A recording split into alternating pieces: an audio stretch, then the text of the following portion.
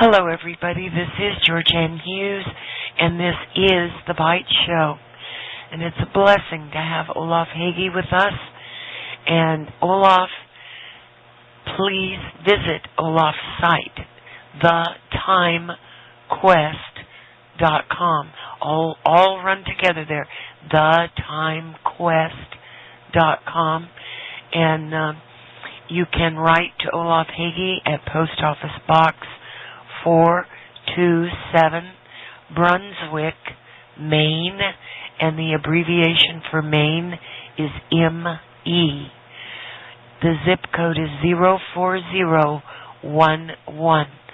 And tonight, Olaf is going to talk to us about the fake Antichrist. And there really will be a fake one.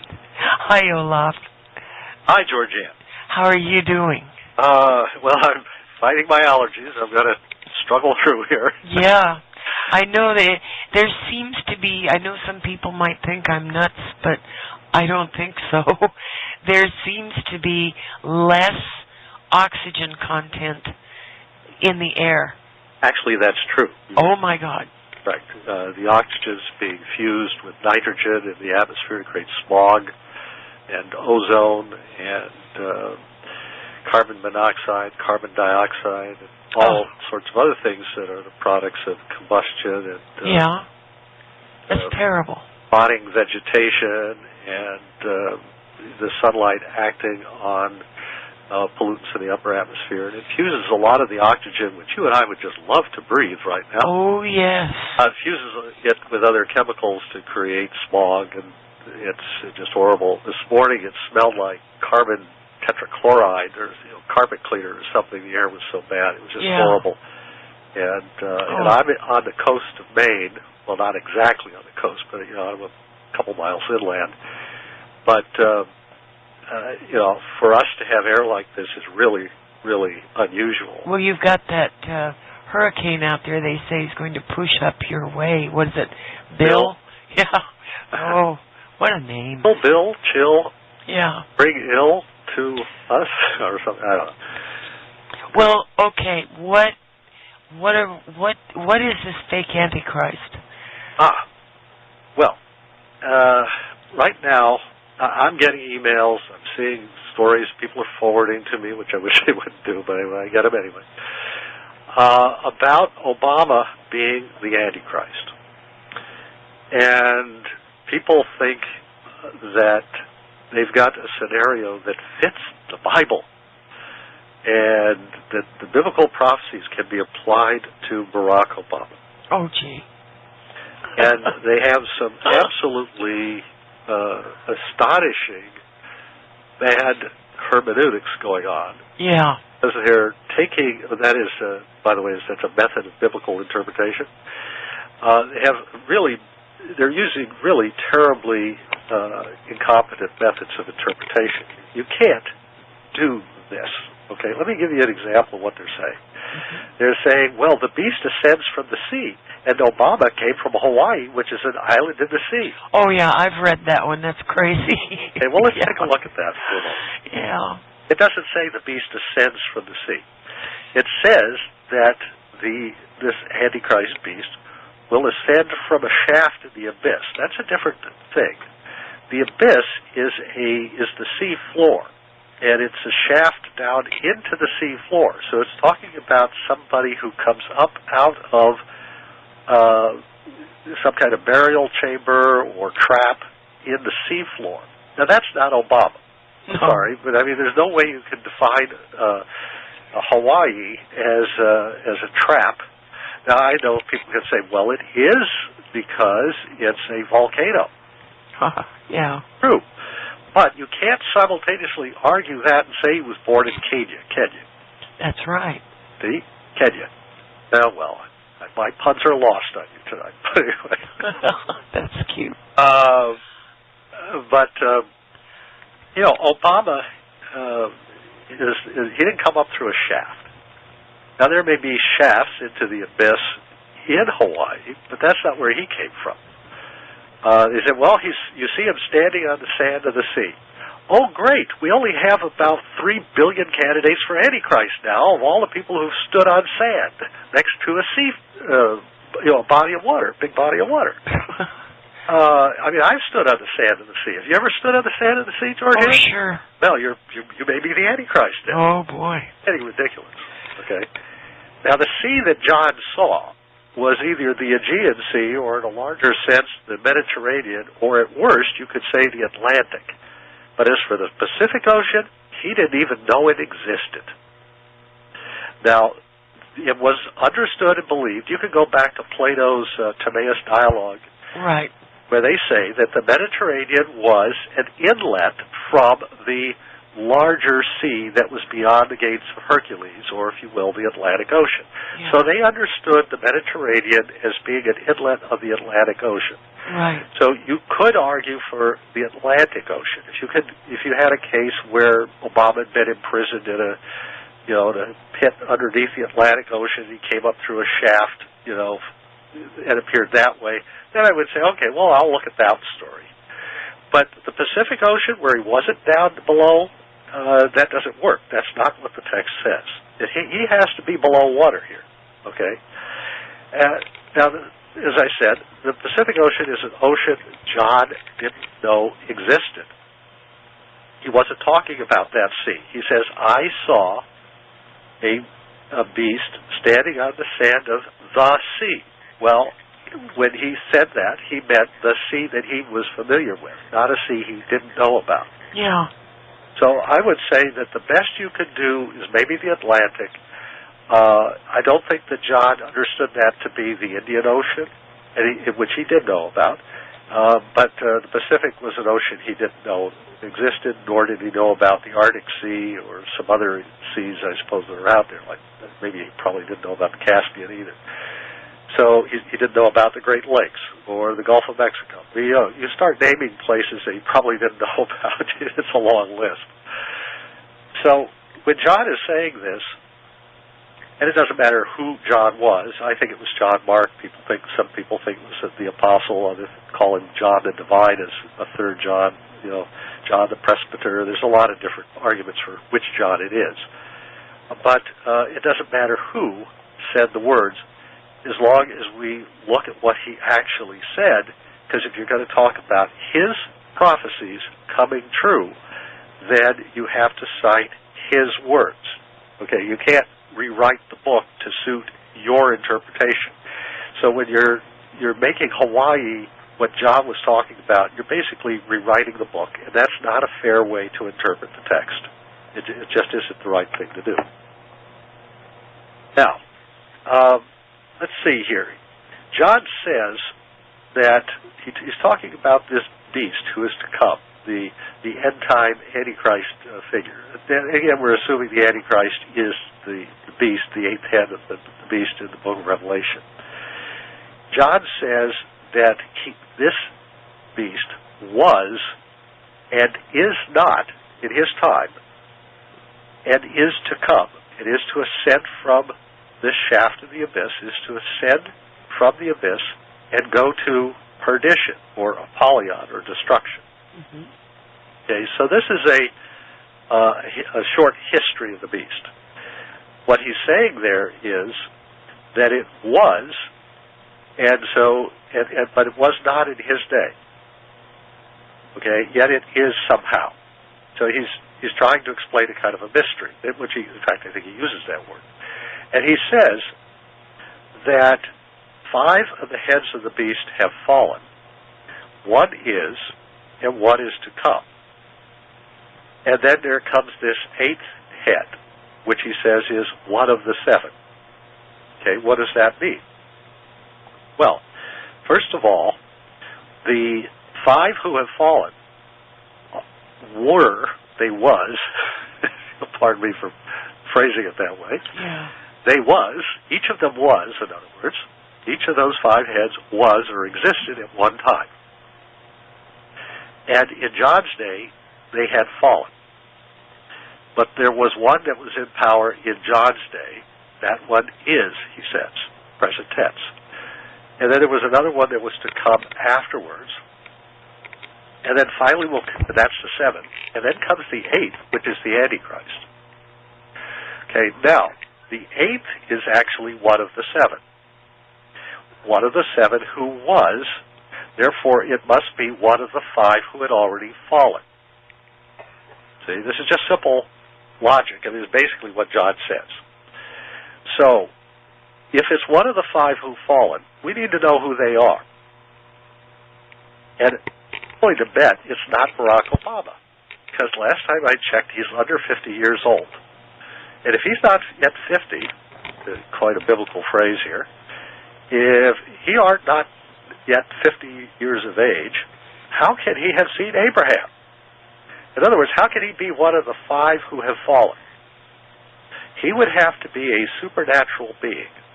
Yeah. Have to be a god. Well, not a god, but you know what I'm saying. He'd have to be really special. He can't be just anybody. He would have to be one of these 5 fallen kingdoms. And so let's look at the 5 heads of the beast that had fallen to see if we can get some idea of what's being referred to here. There are 2 basic schools of interpretation. One of them sees the one who is, in John's day, is one of the Caesars, one of the emperors of Rome. And so the argument is that there are 5 preceding Roman emperors who had fallen, and that there was one who was in power at that moment, and there was one who was going to last just a short time, and that John thought that the whole thing was about to be wrapped up in the next 15 or 20 minutes. Yeah. Okay. And that's the school of the Bible critics who want to dismiss John, Revelation, and the Bible altogether. Because their approach to this whole thing is to say, well, John thought that Christ was going to return before he died, and that he was anticipating the second coming any minute, and that he was talking about events that he thought would take place literally within the next few years. That is, in the first century. The other school of thought on this has been for a long time that the 7 kings represent 7 empires, 7 nations, 7 groups of pagan rulers who, at some point or another, had conquered Jerusalem. That a key part of the storyline is that each of the kings in question, or heads of the beast, at some point has to rule over God's city and God's people. Yeah. That's the idea. That's the basic premise. So if they don't rule over Jerusalem, they don't count. And therefore, it's really important for them to conquer the city of Jerusalem. Now, you'll notice in the book of Revelation, chapter 11, where it says that there are these 2 witnesses who were going to be prophesying for the last 3.5 years before the end. And these 2 witnesses who prophesy for 3.5 years are going to be overcome by the beast who ascends from the abyss. In other words, by the Antichrist. And they are going to be, these 2 witnesses are going to be killed in the place where also their Lord was crucified. Some versions read where also our Lord was crucified. So the question is, where was Jesus crucified? And the answer, no matter what other details you want to add to this might be, Jerusalem. Right. Jesus said it's impossible for a prophet to die away from Jerusalem. Now, I'm not sure what that means specifically in this case, but the 2 witnesses are called prophets, right there in Revelation 11, and they must perish in Jerusalem, you see. So they prophesy for 3.5 years. That hasn't started yet, has it? No. Okay. So they prophesy for 3.5 years, and then the beast who ascends from the abyss will make war on them, overcome them, and kill them. And their bodies will lie in the streets of the great city, which is called Sodom, and and Egypt, where also our Lord was crucified. Now, I take the word "also" literally. I take some of the strangest words literally. Yeah. I take this all literally. See, so what I'm saying is that I believe the two witnesses will also be crucified in Jerusalem. They will be put to death there, and their dead bodies will be left, if you will, in the street of the city where Jesus was also crucified. So I think it's actually a specific spot where the crucifixion originally occurred, which I placed on the summit of the Mount of Olives. Others have their favorite locations, but that's the spot that I believe the Bible points to. And I go into this, as you know, on my CDs, on the CD anthologies that people can subscribe to, or they can purchase them one by one over at before2012 and beyond.com. And we have all of that information over there. And it's on the first CD, by the way. If you're interested in that whole subject, go into it over there. And I also have a lot of information on the Antichrist over there, the Mark of the Beast, and all of that stuff is on those CDs. But if these two witnesses are going to be attacked by the beast in Jerusalem, and if the thing that characterizes all of these heads of the beast is that they ruled over Jerusalem, as did Rome, which John was aware of at the time, then we have to understand that if Barack Obama were to be the Antichrist, he would have to conquer and occupy Jerusalem. Okay? Nobody can qualify as Antichrist technically without doing that, and the Bible is clearly indicating that the beast will not only conquer Jerusalem, he's even got to conquer God's two witnesses who have all this power and are prophesying from Jerusalem, I think from the summit of the Mount of Olives. That after 3.5 years of bringing famine and other problems down on the world for the reason that they're actually prophets who are predicting what's happening. In other words, these things are going to happen if they don't show up in Jerusalem, but they will, of course. But after 3.5 years, the beast overcomes them. Now that tells me that the beast has to be spiritually more powerful than God's two witnesses. If you look at Revelation 11, you can see what these two witnesses are able to do, and it says a lot. So this isn't just any politician, okay? This beast character, he's special. He's really special. We had church lady here. She could do a little routine and end up saying Satan. Oh, yeah. Yeah, he's really special. He's got satanic powers. He has angelic powers. He has supernatural powers. He doesn't have to put up with any stinking elections, okay? This guy can do magic, okay? Yeah. So this is not just somebody who gets elected President of the United States or becomes head of the UN or something like that. Well, and there's nothing that would lead us to believe that necessarily that this Antichrist would come from the United States. Yeah, I mean, well, he could come from this part of the world. I mean, there's nothing, as long as he fits the Bible prophecies in all of the details, you know, he could literally emerge from any spot. But he's a resurrected being. One of the reasons, first of all, let's take the word Antichrist and break it down into its Greek components. The Greek components are Antichrist. It's a Greek word. It's not an English word, it's a Greek word. And the word means, anti means, in Greek, means in place of or substitute for. Yeah. A pseudo-Christ, a fake Christ. Okay? So he's not the real Christ. He is a fake version of Christ. Therefore, instead of God being his father, Satan is his father. Yeah. This to you. You look at Revelation when he shows up on the scene.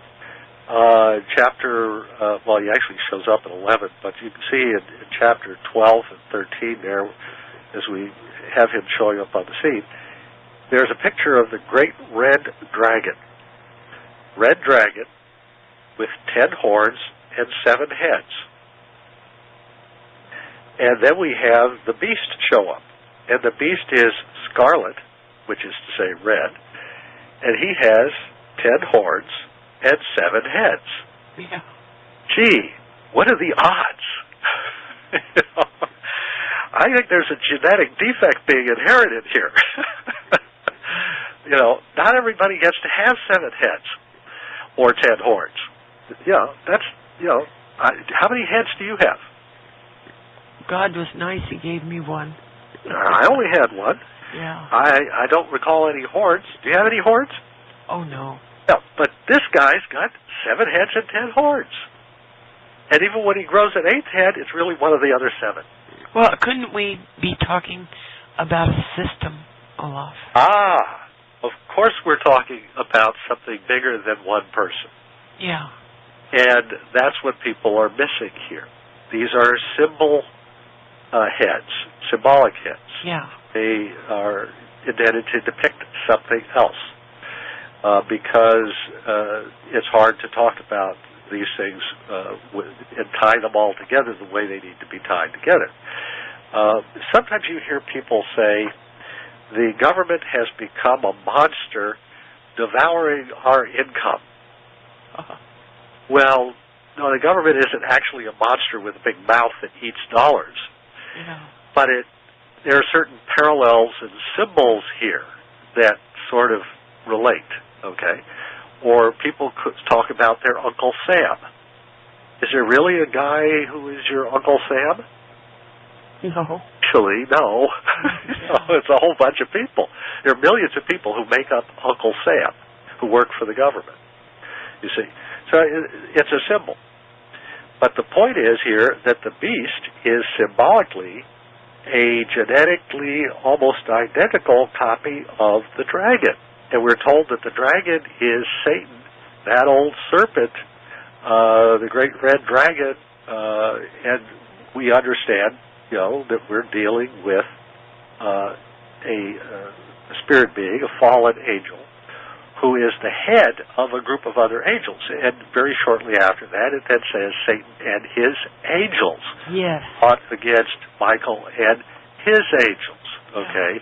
And their place was no longer found in the heavens, and they were cast down somewhere, okay? And they fell. And Satan, we're told, falls to the earth, and he hands over his authority and his kingdom and his power and his throne and his mantle and his slippers and his pipe and his ashtray to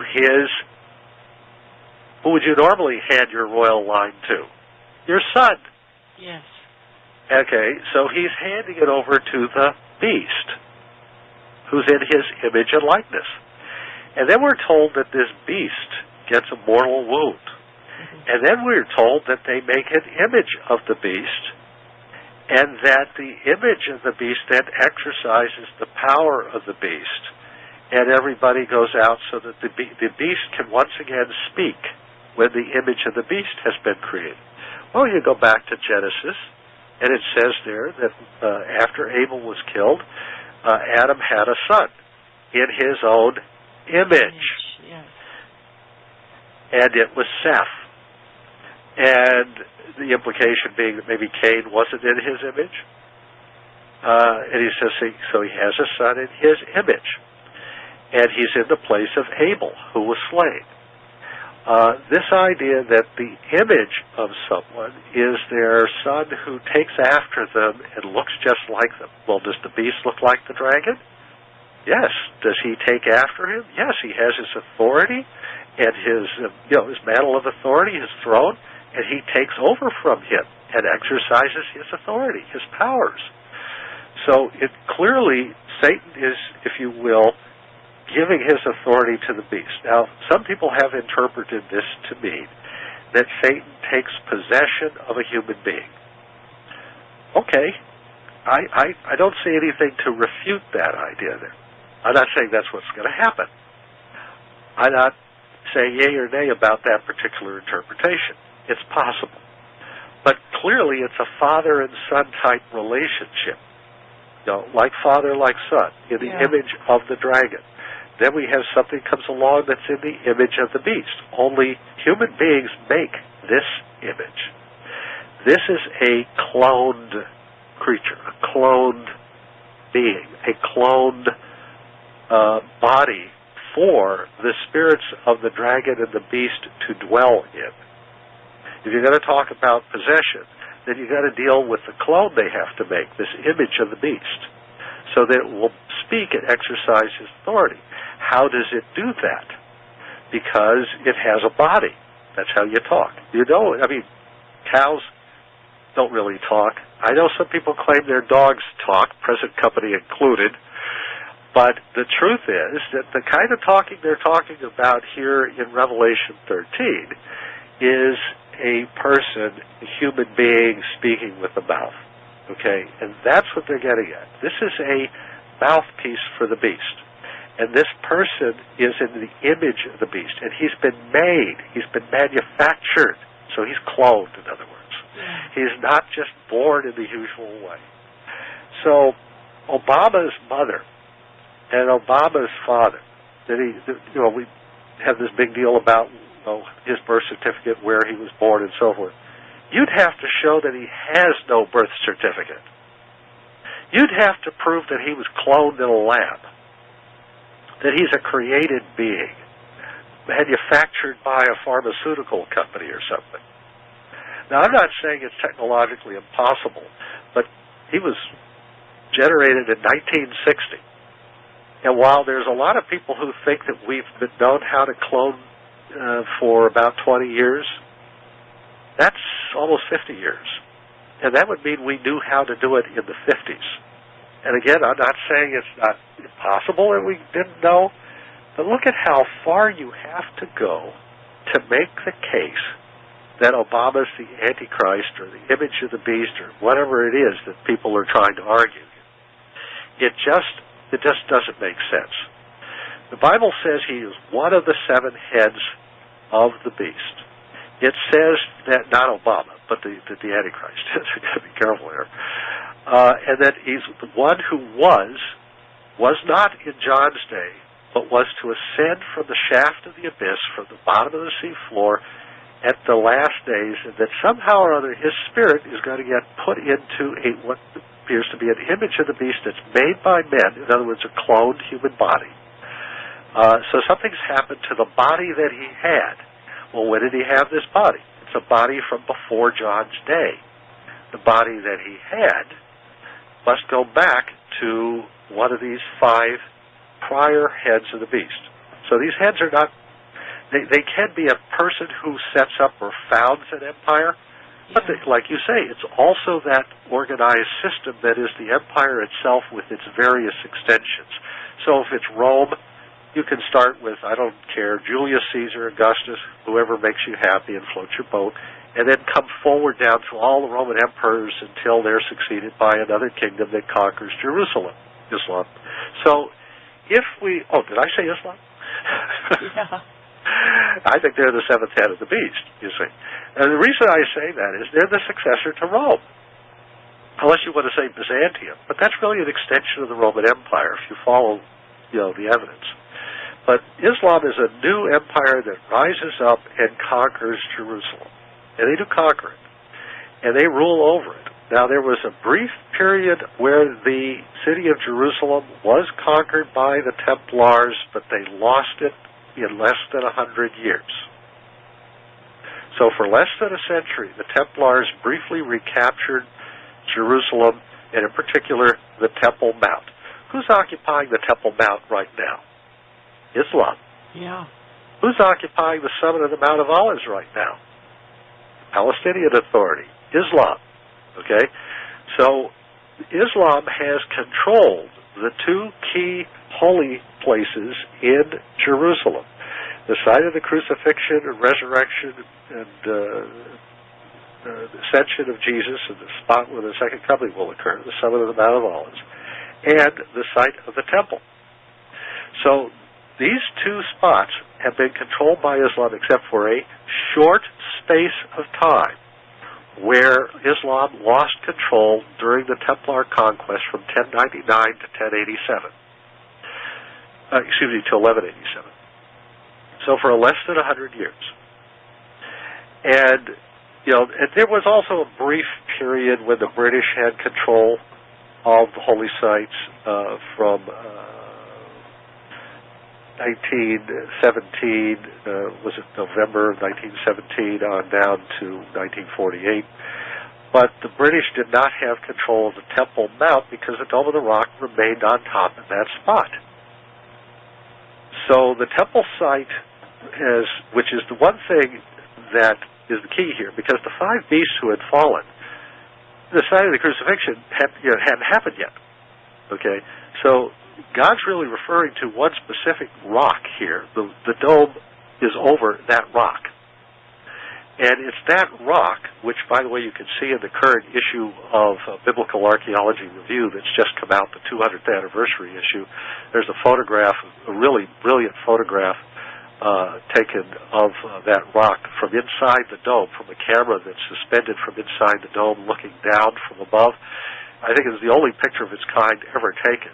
So the current issue of Biblical Archaeology Review, big, thick 200th anniversary issue, in there you'll see that photo. So you can see it's an interesting looking rock. And this is the rock on which the Holy of Holies was said to have been located. It's a rock that the Muslims believe is over a pit or abyss in which Satan is held captive. There's all kinds of legends and traditions about it. But in any case, this is the key spot here. So if you go back over the last 2,000 years, only two empires or kingdoms, or if you will, symbolic heads of the beast, have had a chance to rule over that rock in Jerusalem. One was Rome, including the Byzantine Empire, which is an offshoot of Rome, including the British, which is an offshoot of Rome, and I'll prove that in a second here, and the Islamic powers, okay, including the Ottoman Empire and so forth. So that's why they're called heads of the beast, because, like you say, it's a system revolving around certain kinds of political power headquartered in certain families and groups and so forth. And it's difficult to say the city of Rome per se, because, well, Byzantium, Constantinople became the founding city of the Byzantine Empire, but it was still the Roman Empire. Yeah. And they still called themselves the Roman Empire. They still thought of themselves as citizens of Rome. So, and certainly the Vatican thinks of itself that way, as part of Rome, even though they're a separate nation inside of the city of Rome. So there's a sense in which the symbol of the beast is used precisely for the purpose of avoiding the problem of getting bogged down in these political questions of, well, when technically does the Roman Empire end and the Byzantine Empire begin? As far as God's concerned, it's all the same head of a beast. Yeah. See? And that's the point here, that it's a successor head it's the same head, but it's a successor kingdom inside that one head. To cite a really strange metaphor. and so Islam has continued to rule as well. Now, I mentioned that the British briefly ruled from 1917 to 1948, but Islam continued to occupy that site. And here's the amazing part about it, and this is also true of the Templars. Both of these were extensions of the Roman Empire. The Templars, it's obvious, because the Templars were knights who worked directly under the Bishop of Rome. So that's easy. The British Empire is a little harder to explain. At the time in 1917, the ruling family in Great Britain was the family of the current monarch in Britain, and her family goes back to King George III and those guys. King George's family, however, were electors of Saxony from Germany, who were the last royal remnants of the line of the Holy Roman Empire, Charlemagne, which in turn was based upon the Byzantine and Roman empires that preceded it. So the British Empire is actually an extension of the Roman Empire. And it actually claims that, by the way, if you look at the genealogies of the Queen. They claim a lot of things there, by the way. They actually claim to be extensions of Muhammad. The Queen says that she is a descendant of Muhammad, the founder of Islam. So when Britain ruled over Jerusalem for a few decades in the early half of the 20th century, the first half of the 20th century, Britain was actually an extension, indirect, well, by blood, its royal authority, of Muhammad, as also of the Roman Empire.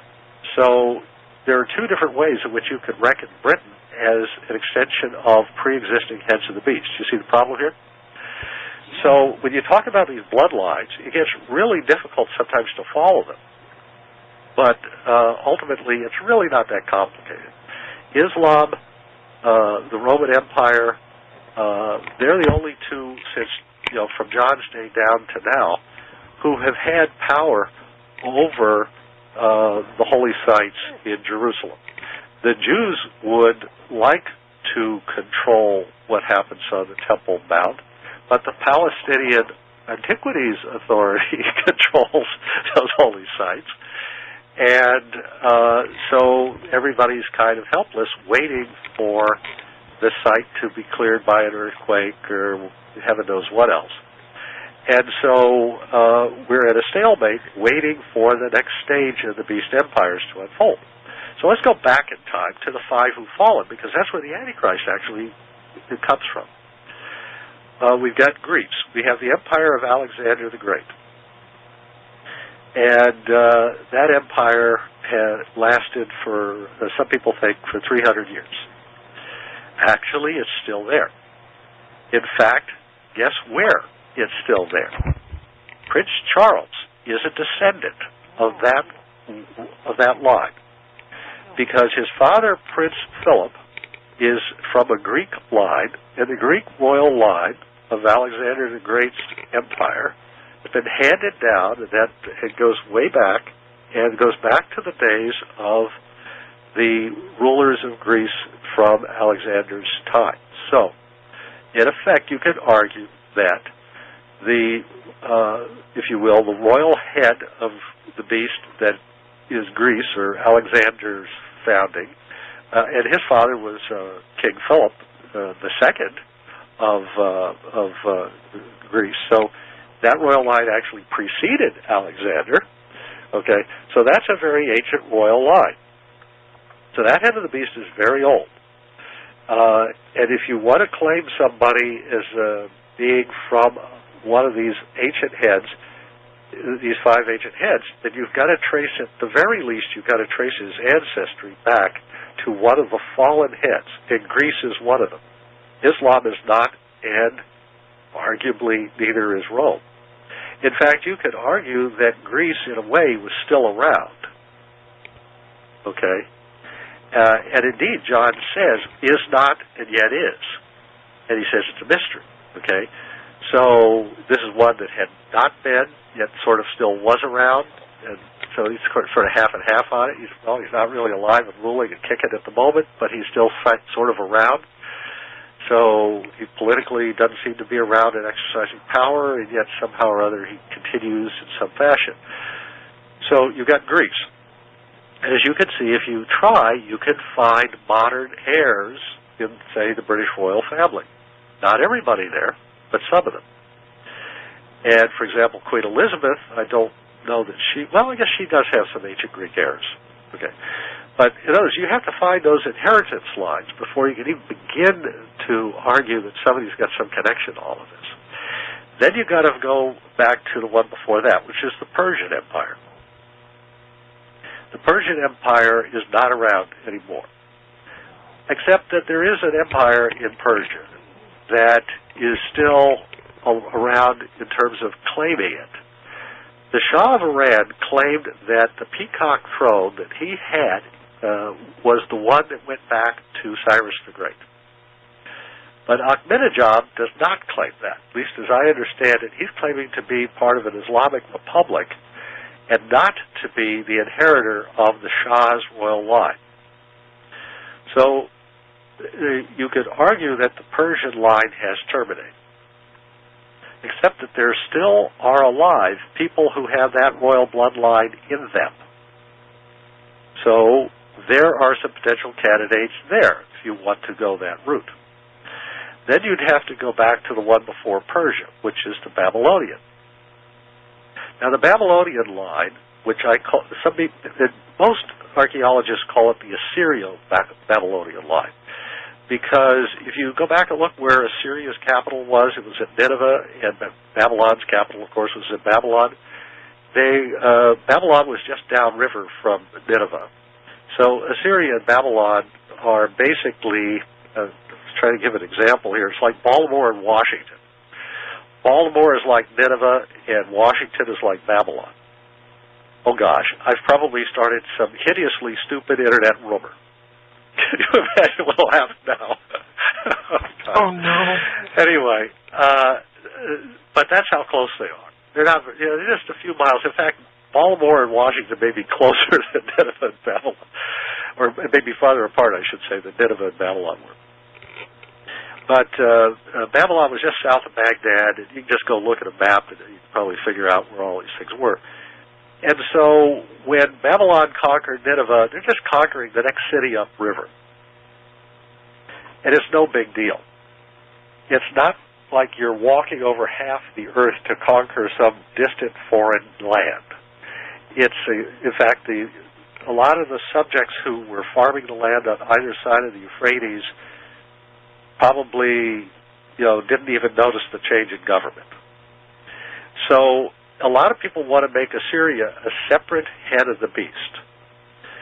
But most archaeologists and ancient historians look at this and they feel that the Assyrio-Babylonian kingdom is really just one kingdom. And so, and here's a key point. Assyria never conquered Jerusalem. They tried. They came close one night, but it cost them 185,000 soldiers in the attempt that failed. So the Assyrians never successfully conquered Jerusalem. So they don't count, even if they were a separate kingdom. So the Assyrio-Babylonian Empire didn't conquer Jerusalem until 604, 603 BC, under Nebuchadnezzar. So he's the guy who actually does the conquering. And you'll notice how Daniel interprets a dream that Nebuchadnezzar had forgotten. And Daniel says, well, I don't know what you dreamed, but I and my buddies will go to sleep and we'll wake up and compare notes, and if we've all dreamed the same dream, we'll figure it's from God, and we'll come back and tell you the dream and the interpretation. And that way you won't have to kill the Magi off. And that results in Daniel becoming head of the Magi. There's an oversimplified version of history for you. So the Babylonian Empire, are there any descendants of them today? I think the British do have some claim to their royal lineage from some of the Babylonians, but I'm not sure about that. I'd have to go check the chart and see if they're claiming anybody. But in any case, Nebuchadnezzar's dead and buried. I don't think he's coming back. He ate grass like a cow for 7 years. Yeah. Daniel ruled the country for him, and he says, you, O Nebuchadnezzar, are head of gold. And then after you comes one inferior to you, not so hot, the silver guy, Cyrus, the Persian king. And then after the Persian king, comes the bronze king, Alexander the Great, the Greeks. And then comes the Iron Kingdom. And in the days of this Iron Kingdom, God will set up a kingdom which will not be destroyed, the kingdom of heaven, in other words. He'll set up another kingdom in the days of the Romans, which would be, at least Christians believe, the kingdom of Jesus Christ. And so that kingdom was set up. Now, of course, a lot of people in Rome wanted to interpret Daniel's prophecy as applying to them. They thought they were the kingdom that had been set up by God to never be destroyed. And judging from the fact that the British Empire still stands and is a descendant of that kingdom in some sense, I can see why people can be deluded into thinking that. But Christians at least like to believe that that's not the correct interpretation. But it says that that kingdom would destroy the iron feet of the beast, which is the Roman kingdom. So it's not Rome destroying Rome. It's another kingdom that's set up during the Roman Empire that smashes the feet of Rome. Well, the Muslims want to interpret that that's them, you see. God set them up to destroy Rome. But they failed to do that so far anyway. And so that interpretation leaves something to be desired. But it also mentions miry clay. And so there's a clay kingdom, which people kind of forget about. The miry clay is the lowest degenerative part of the statue of Nebuchadnezzar's dream. And this clay kingdom could be Islam, and it mixes with the Roman kingdom. They actually do intermarry because, after all, Queen Elizabeth is claiming to be a descendant of Fatima, the daughter of Muhammad. Yes, that's true. I've read that. Yeah. So, well, it's on her genealogy, too. So if this is the case, then, you could say they tried to mix with them, but they didn't cleave together. That certainly is true, too. They tried to intermarry with them, but it didn't work out too well. They're still separated. They're still warring with one another. We still got British troops in Afghanistan, and I think still in Iraq, or at least for a while they were there fighting them. So that hasn't gone well for them. But the British did mingle with the Muslims quite extensively. They ruled over most of the Muslim lands. Yet ultimately that they didn't cleave together, and they were divided, and the British control of that clay kingdom failed. But the iron and the clay feet, which tried to mix together, would in fact be destroyed by the kingdom which God set up. A kingdom not made with a stone, not made with hands. It was cut out, if you will, by God. That kingdom would smash all of these other kingdoms to pieces. And Jesus calls himself that stone, because he says that if this stone, pointing at himself, fall on any man, it will crush him to pieces or grind him to pieces. He's actually indicating that he's that king. He is the rock which followed them in the wilderness. He is he's that ultimate ruler who brings down Nebuchadnezzar's statue, if you will. So to the extent that the kingdom of the Assyrio-Nebuchadnezzar Babylonian Empire is still standing on these feet of clay, if there are any royal lines of it still out there laying claim, it's all going to come crashing down at when the stone kingdom smashes its feet at the end, which, if I understand correctly, would mean when Christ returns, all of those things will finally be brought to a close. So they will probably linger till the very end. So the beast is going to come along while all of this is still around. And it looks as though the beast has been ignored here, because we have two more heads yet. But so far we can't seem to find the end ruling empire in this. The first one is usually reckoned to be Egypt. But in between Egypt and the Assyrio-Babylonian Empire, there is another empire which people ignore. And it's especially important to understand that this empire did have power over the temple in Jerusalem. It was Tyre. Oh, yes. They helped build the temple. Oh. They actually sent their guy to help fashion the bronze and copper implements of the temple. They helped pay for it. They supplied the wood for it. Hiram of Tyre did that. And they were a global empire. They had ships all over the world. Actually, there's evidence to show they were here in the Americas.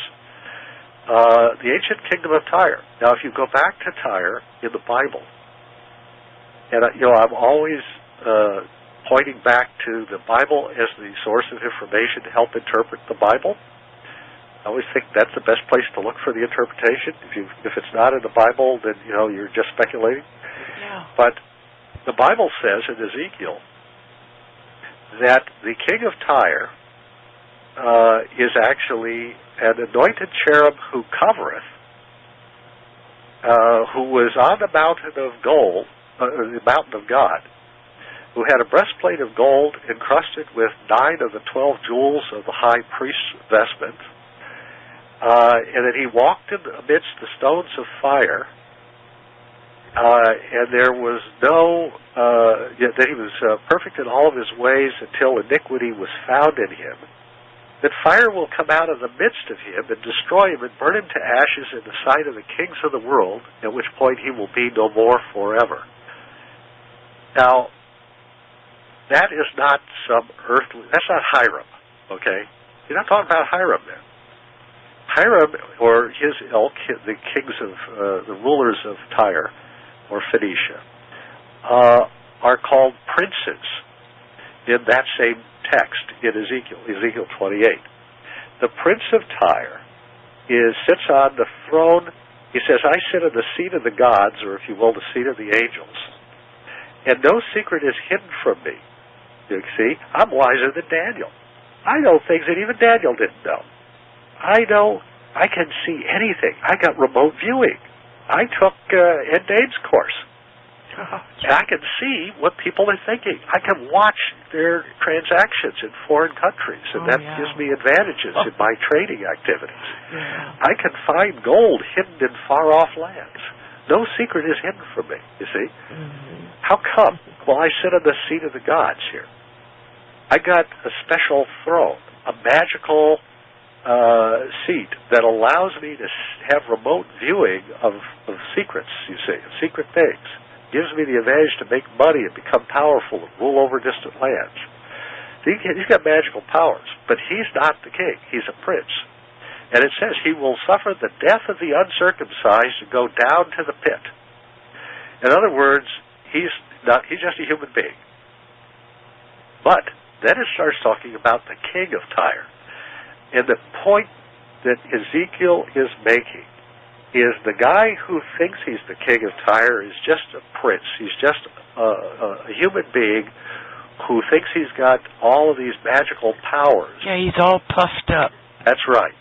But it's actually the king of Tyre behind the scenes who really rules over him, which makes him one of the heads of the beast, you see. And when he thinks to build the temple in Jerusalem, I always wondered why God wasn't pissed off by that. Why wasn't God upset that this pagan ruler in Tyre was supplying the wood and the brass and the skills to build the Temple of Solomon? Why wasn't God upset by that? Well, he was. If you look elsewhere in Ezekiel, it describes how God was furious at how unclean and defiled that temple was. And he vowed to destroy it. He vowed to have it burned to the ground and obliterated. And it was. And in fact, so little of it is left that there are actually some people who claim that it had never existed. I mean, there are people who ignore the fact that virtually the entire Old Testament was written before that temple was destroyed. Yeah. You know, the whole Old Testament was written in view of the Temple of Solomon, so to speak, except for the book of Genesis, as it were. So I mean, it really is it's historically valid, but there are people who want to claim certain pieces of geography for themselves, and so they'll do anything to discredit the Jewish people. Oh, sure. But nevertheless, that temple was burned to the ground. That temple was destroyed, and therefore, the structure that the king of Tyre had a hand in building was rejected by God ultimately. Okay? And he doesn't give all of the reasons why he rejected it, but I wouldn't be surprised if that wasn't one of them. And we know that Tyre became apostate because he's telling us right there in Ezekiel that it was. And you know what?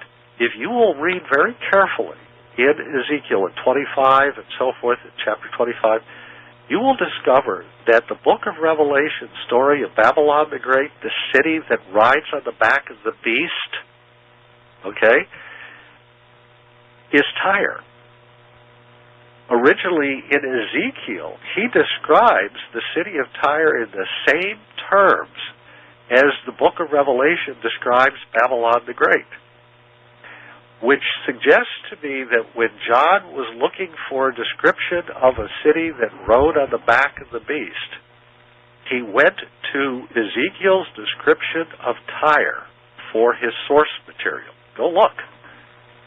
And I think what you're going to discover, therefore, is that Tyre is actually one of the 5 fallen heads of the beast.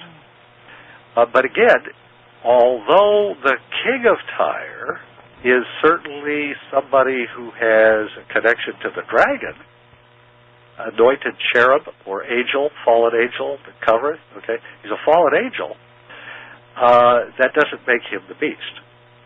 Right. Go back to Egypt. Now, Egypt was said to be founded by Osiris.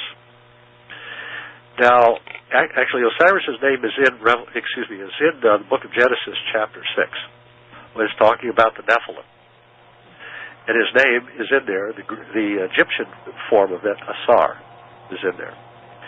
Osiris is the Greek version. So that's the Greeks talking about the Egyptians. That's not the Egyptians talking about the Egyptians. The Egyptians called him Asar.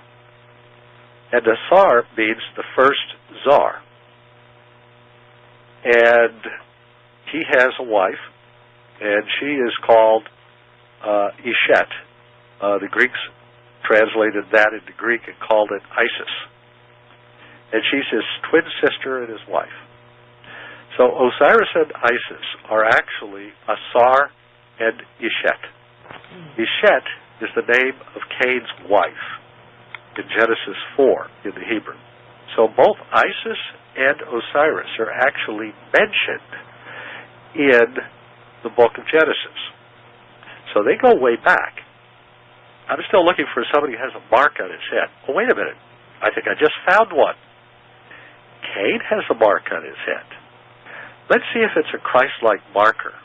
Because remember, we're looking for a false Christ. Yeah. Christ, okay? On Cain's head, God puts a mark. And the word in the Hebrew is spelled with 3 Hebrew letters. It's Aleph, Vav, Tav. It literally says, God put Aleph, Vav, Tav on him. Okay? So, that's what he had on him, those 3 letters. Aleph, Vav, Tav is translated from Hebrew into English would be A and Z. In Greek, it would be Alpha and Omega. The first and the last, that's a title of Christ. So this is a Hebrew version of the title of Christ in the book of Revelation. So whereas Christ in the book of Revelation is referred to as the Alpha and the Omega, he says, quote, I am the Alpha and the Omega, the Antichrist or fake Christ could be called the Alpha and the Omega, but then you get confused, okay? So what has God done? He's used a different language here to make the point. His mark is the Aleph and the Tav, which was the last letter of the Hebrew alphabet. So he's also the first and the last. Now, Aleph and Tav has a numerical value of 407.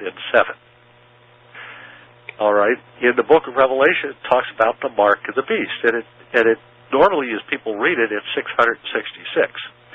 Some versions of the text have it as 616. Some of the earliest manuscript versions show 616. Okay, but I thought, what if it was Hebrew? What if what John saw was Hebrew, and when the copyists looked at it, they thought it was Greek, and they tried to render it as a Greek number instead of a Hebrew number? Do you understand what I'm saying? What if John originally had written down what he actually saw, which was Hebrew letters, which form the number 407, or if you will, Aleph Vav Tav. So if he saw Aleph Vav Tav there, then it's possible that in transliterating this into Greek, that a copyist might have mistakenly rendered it as a Greek number. And out of this, you could have, therefore, derived the number 616. So the mystery of where 616 comes from can be explained by the mark being Aleph Vav Tav, and which is also the number 407 in Hebrew numbers. Now, 407 is an interesting number for a variety of reasons, but if you take the numerical value of the text of the book of Revelation, and you look at the chapter 13 where this Mark of the Beast passage is located, and you translate that passage there, that verse, it turns out that it is in the Greek letters are also numbers, So you take the letters of the Greek text, you turn them into numbers, and then you add up the numbers. You can divide that total by 666, by 616, and by 407. God wanted to make sure that no matter how you interpreted the text or which version of it you got, you would still be able to do the math. You'd still see the hidden code there. So the interesting thing about this is that here's a guy who has a mark, and according to the Egyptian history, Osiris and his sister, that is Asar and Ishet, or if you will, Cain and his wife, come into Egypt knowing agriculture. Well, we know that Cain was a farmer. And the Egyptians along the bank of the Nile are in starvation and have been reduced to cannibalism because of a recent famine. Henceforth, the earth will not be fruitful for you because you've shed your brother Abel's blood. God telling him that the earth is cursed now because of you and so forth, and it's not going to bring forth its fruits as it had before. So something's happening to agriculture. In other words, God is prophesying that there will be a famine now as a result of Cain's action. So there's a famine. Cain and his wife come into Egypt. There is a famine. Osiris and Isis come into Egypt. There is a famine. People are reduced to cannibalism. He knows agriculture. Cain knows agriculture. Osiris knows agriculture. He's married to his sister. Cain is married to his sister. She has the same name, Isis, which is Aset in the Greek, in the Egyptian version, as well, of course, as in the Hebrew version. It's the same name. The Egyptians say in their traditions that Isis and Osiris come from the east. They point to what they call the place of the first time. I tracked they have actually two geographical routes that are given in the pyramid texts of the 5th and 6th dynasties, showing you how to get back to the place of the first time. They both take you to Petra. Petra is due south of Jerusalem, down the Great Rift Valley from the Dead Sea Valley and the Jordan River Valley. You go to the Lost Book of Adam and Eve, which is ancient Jewish traditions which are written down early in the Christian era by Jewish Christians. It describes the migration of Adam and Eve from the garden to where Eve gave birth to Cain and his sister and Abel and so forth, where they grew up and from which they fled, which was the place of their first time, therefore, where they were born. And if you follow the route, it goes to the Jordan River Valley, across the river, down the other side, in a narrow canyon, to a series of caves. And you just follow that map. It'll take you straight to Petra. So the place of Adam and Eve, where Cain and his sister were born, the place of their first time, is the same site that the Egyptian records say that Isis and Osiris came from. Twin sisters, no agriculture, came from Petra. Same story, same people, same names. So what the Egyptians are describing is Cain and his wife coming to Egypt, teaching them agriculture, putting an end to the cannibalism, and from that, setting up their kingdom there. You know, you see the line of Cain and his family, and haven't you ever wondered why it is that the people who were in Adam's family and Seth's line down to Noah know the names of all of those kings and successors of Cain's family? Haven't you wondered why they know what was going on over in their family? They couldn't be too far away, and they had to be fairly famous and well known. So they had to be aware of who these people were and what they were up to. So over in Egypt, you have Osiris establishing a kingdom. And we are told by Manetho, the Egyptian historian, that he started planting grain on the west bank of the Nile River in the area which is now called the Fayum. And according to the Egyptian histories, they placed this event what for us would be 18,000 years ago. And we could go back and see, this is during the Ice Age, that there was in fact a global famine, a great drought going on at that time, and that people were indeed struggling.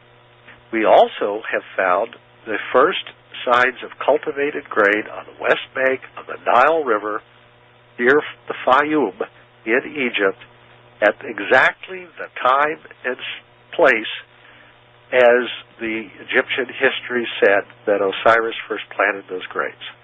So, if he's Cain, we have some of the first grain that Cain planted when he and his wife fled into their exile and started planting grain and practicing agriculture.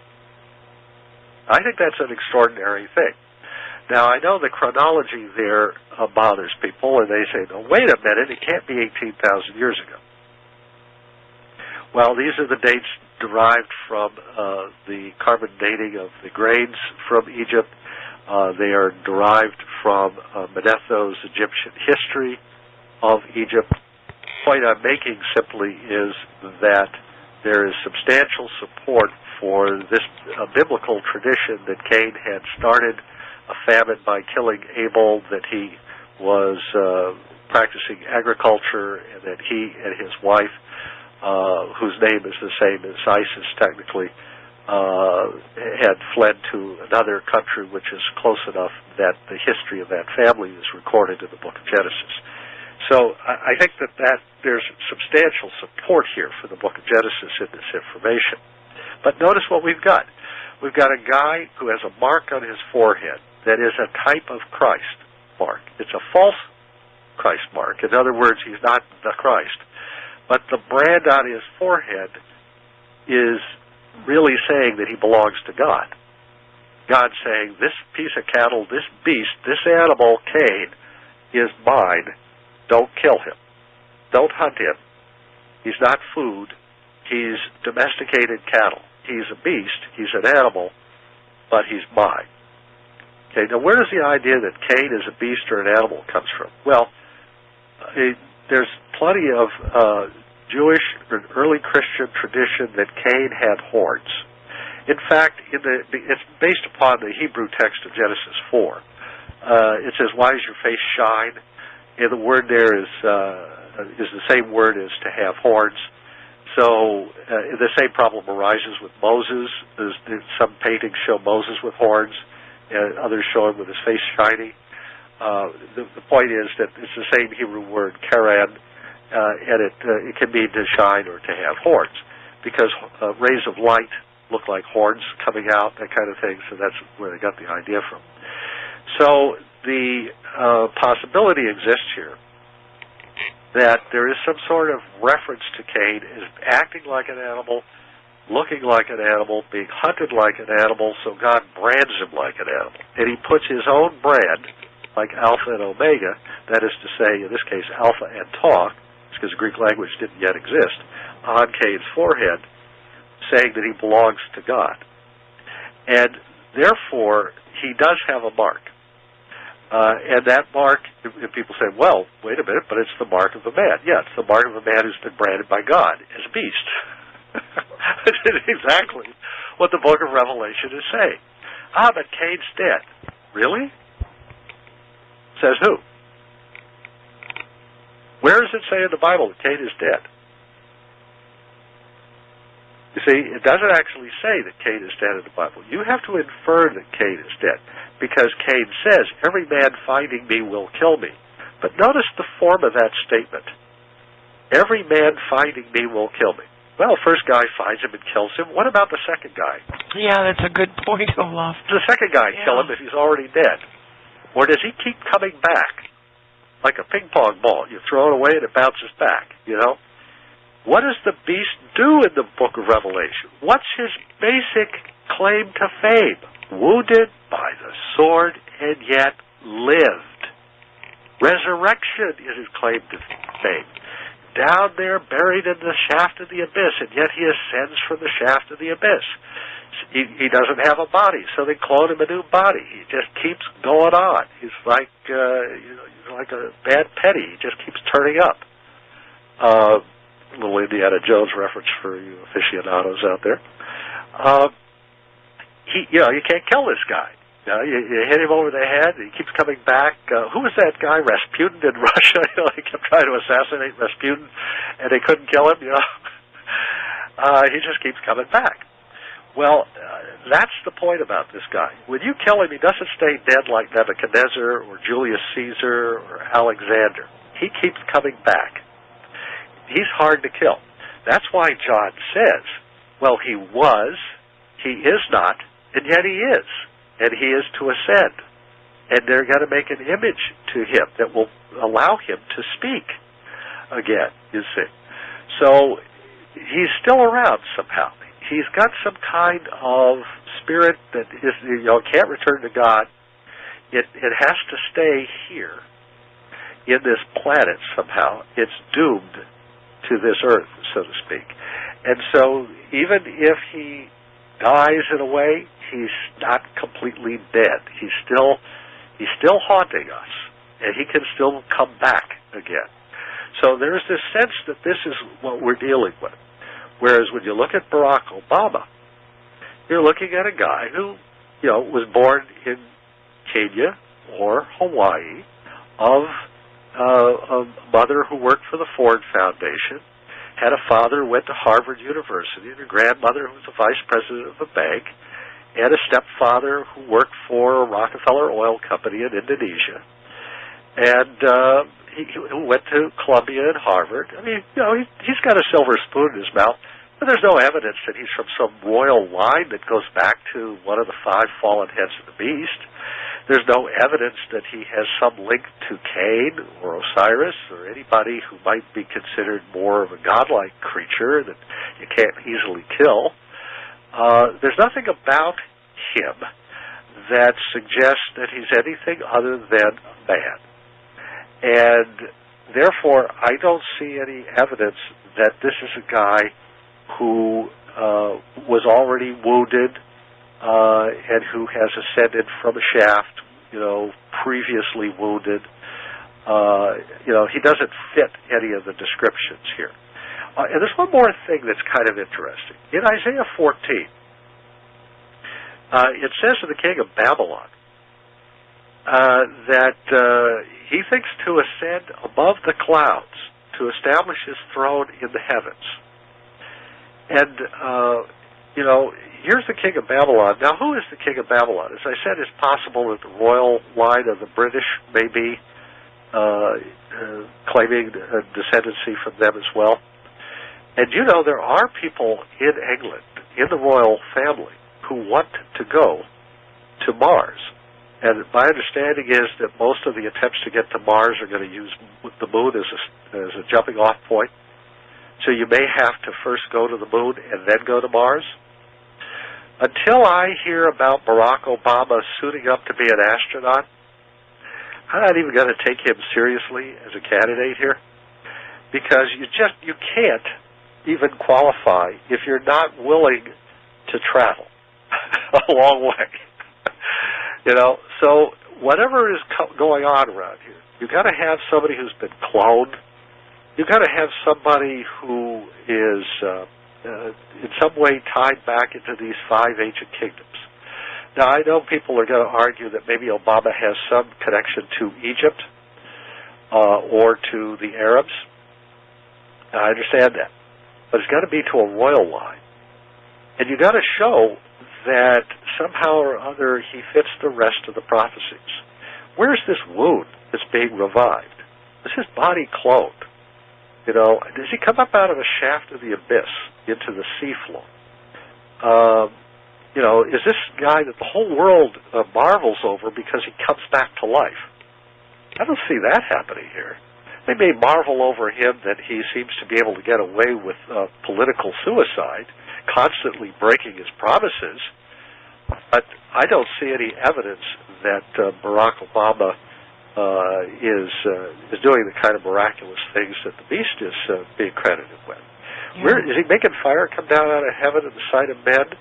No. Is there prophecy going on here? Is he coming back to life, being raised from the dead? I'm not seeing this here. The being that we're talking about has angelic powers that he inherited from Daddy. He's special, okay? Now, having said all of this, I don't want people to get the impression that I am somehow or other a fan of Barack Obama's policies. Oh, no, not at all. Let me cite one thing that's going on right now, the health care plan. The House of Representatives of the United States is in a position to, in the conference committee, to take anything in the Senate bill and change it, send it back to the Senate, and get it passed in the Senate on a straight 50-50 margin vote, where Biden could then break any tie that would happen and get it passed. So all they need are 50 votes in the Senate to get the House version passed. Try to understand what's going to happen here. Here's what's in the House version. And this is not the whole bill. There's just 2 provisions I want to point out. Well, 3, actually. Well, they get access to your bank account. Yes. Yeah. How greedy, it's oh my gosh, Olaf. Okay, I just want to point out, this bill has nothing to do with health care. The purpose of this bill is to establish a formal, legal, political dictatorship in the United States and to end constitutional democratic government in America forever. That's the purpose of this bill. It has nothing to do with health care. Listen to these provisions.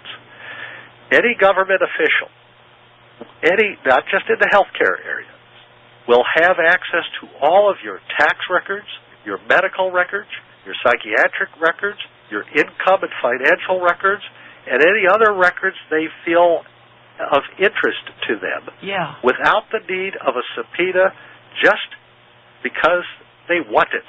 Yeah, and they can go in and change your records.